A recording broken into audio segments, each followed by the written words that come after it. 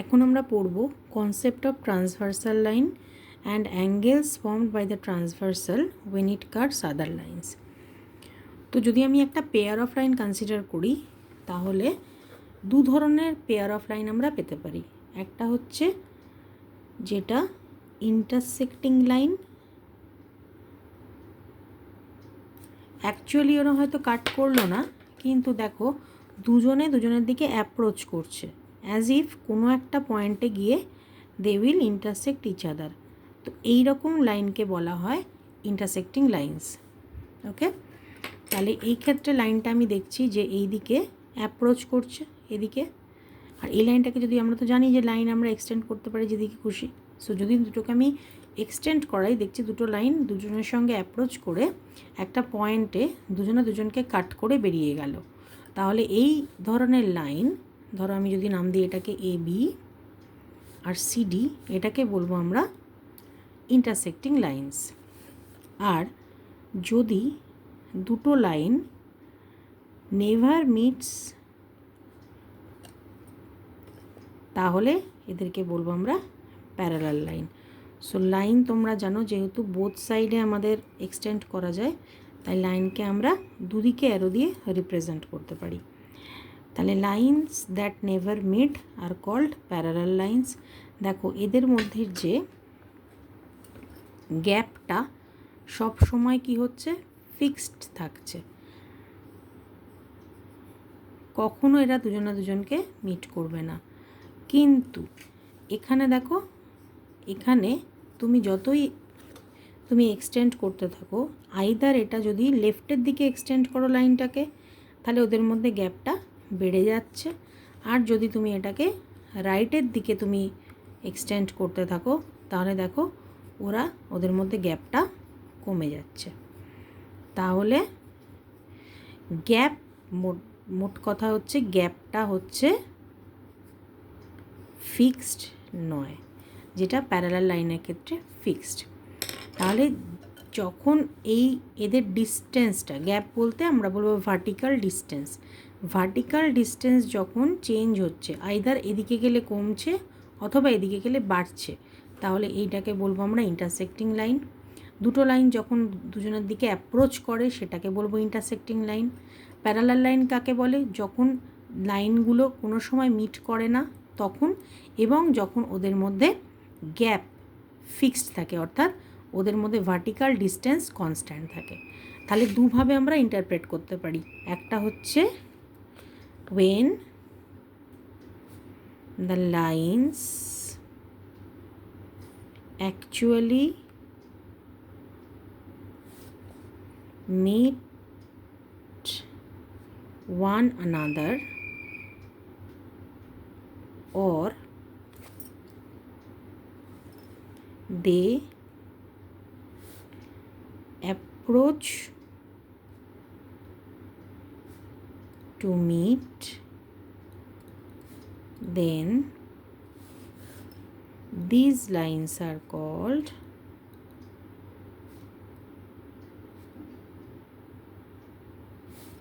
intersecting lines. আর একটা কি বলা যায়, when the vertical distance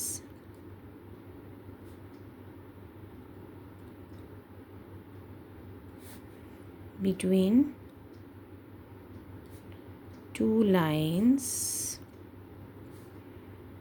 are different at different points, then the lines are called intersecting lines. আমি দুভাবেই বুঝিয়ে দিলাম। ঠিক এর অ্যাকর্ডিং আমরা কি বলবো, যে when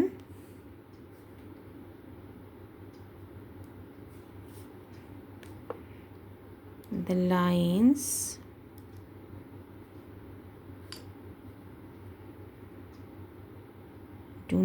not meet one another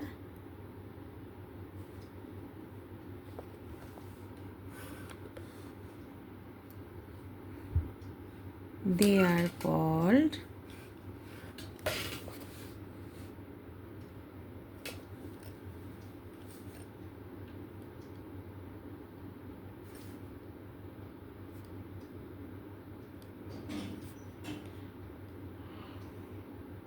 parallel lines. আর প্যারালাল লাইনের ক্ষেত্রে আমরা কি দেখলাম, যে vertical distance remains constant. For parallel lines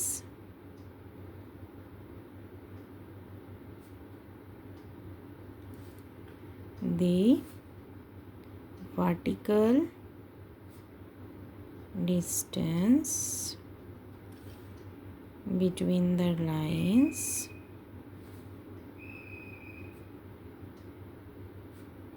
remains constant.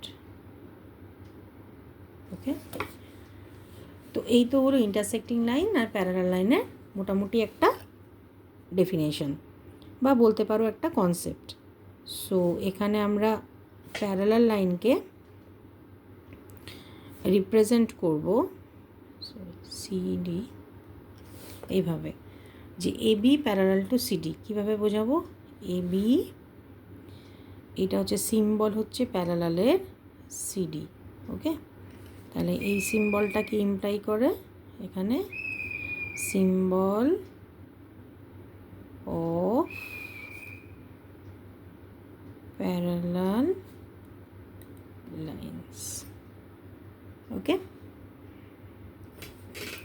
এবার হচ্ছে ট্রান্সভার্সাল। ধরো দুটো লাইন আছে, আমি প্যারালাল কি জানি না, মোট কথা দুটো লাইন আছে আমার কাছে। দুটো লাইনকে যদি একটা থার্ড লাইন কাট করে, দুটোকেই কাট করছে, তাহলে এই থার্ড লাইনটাকে বলবো এই দুটো লাইনের ট্রান্সভার্সাল। ওকে, তাহলে এই লাইনটাকে যদি আমি বলি লাইন এল, আর এই লাইনটাকে যদি আমি বলি লাইন এম, আর এটাকে যদি বলি এন, তাহলে N intersects both the lines L and M and it is called the transversal of the pair of lines L and M. এবার বলতে পারো যে আমি এটা তো ইন্টারসেক্ট করছে, তাহলে ইন্টারসেক্টিং কেন বলছি না? বিকজ এখানে আমরা পেয়ার অফ লাইন বা মোর দ্যান টু লাইন্স নিয়ে আমরা কাজ করি, তাই সাইমালটেনাসলি দুটোকেই কাট করতে হবে। বা ধরো এখানে যদি 3 নম্বর একটা লাইন থাকতো, তাহলে সেটাকেও এটা কাট করতো। ওকে, তাই জন্য এই ইন্টারসেক্টিং লাইন মানে তো কাটাকুটি। তো এই ইন্টারসেক্টিং লাইনের কনসেপ্টটা আমরা বেসিক জিনিস প্রথম যখন জিওমেট্রি শিখেছি তখন পড়েছি। তো এটার সঙ্গে এটার ডিফারেন্স হচ্ছে, যখন আমি ইন্টারসেক্টিং লাইন করব তখন একটাই ক্রস হবে, মানে দুটো লাইন আছে, তারা নিজেদের মধ্যে কাটাকুটি করছে। কিন্তু এবার যদি আমার মোর দ্যান টু লাইন্স থাকে, তাহলে এবং ওই মোর দ্যান টু লাইন্সকে যদি একটা থার্ড লাইন কাট করে, বা দুটো লাইন আছে তাকে একটা থার্ড লাইন কাট করলো, তাহলে তার স্পেশাল নাম আমরা দিই, যেটা কাট করছে সেটাকে বলা হয় ট্রান্সভার্সাল। তাহলে এখানে N line N here line N intersects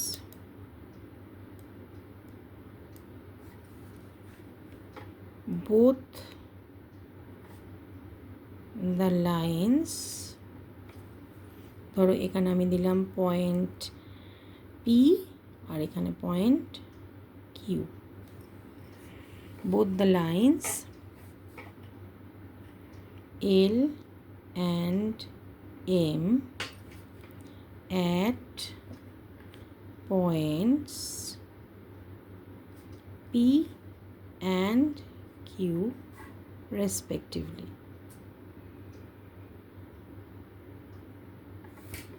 Hence line N is called the transversal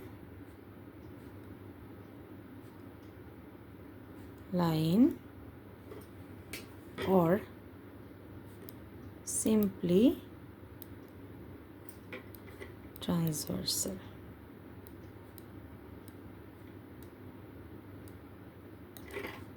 okay,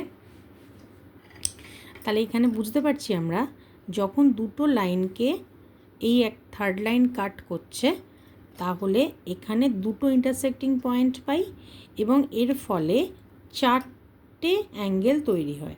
for time being আমরা এই লাইনটাকে এখন ইগনোর করছি। আমি ফ্রেশ করে তাহলে এখানে একটা এঁকে দিচ্ছি। এটা হচ্ছে এল, এটা হচ্ছে এম, দুটো দিয়ে এঁকে দিচ্ছি।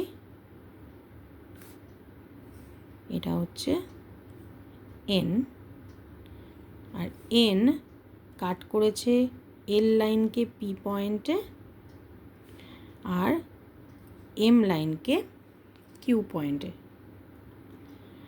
তাহলে দেখতে পাচ্ছ এখানে এই পয়েন্টে চারটে অ্যাঙ্গেল তৈরি হচ্ছে, 1 2 3 4, 1 2 3 4।